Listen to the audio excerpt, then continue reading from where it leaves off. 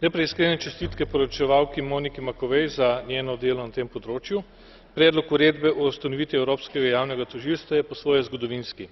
Kot je bilo že poudarjeno, pol milijarde evrov domnevnih goljufij, ki škodijo finančnim interesom Evropske unije ali bolje evropskim davkoplačevalcem, je ogromno denarja.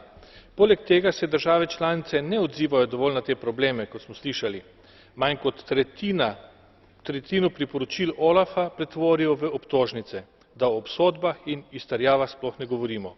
Skratka, potrebno je reagirati. Ustanovitev tožilstva je prava pot, če jo bomo ustanovili kot resnično samostojno, močno službo, ki bo lahko nemoteno preiskovala in preganjala.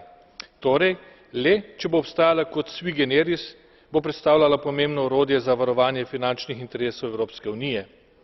Če pa ga bo svet spremenil v organ, ki bo deloval zgolj na podlagi koordinacije, bomo dobili še enega papirnatega tigra, suho vejo v strukturi evropskih inštitucij. Evropsko javno tožilstvo potrebuje kar najvišjo legitimnost.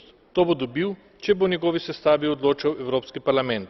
Sicer pa, dragi kolegi, Evropska unija bo v prihodnje morala razmejiti delovanje OLAFa, Eurojusta, Europola in tako naprej. Korak naprej bi morala storiti tudi pri dopolnitvah pravnega okvira za delovanje evropskih sodišč. Hvala lepa.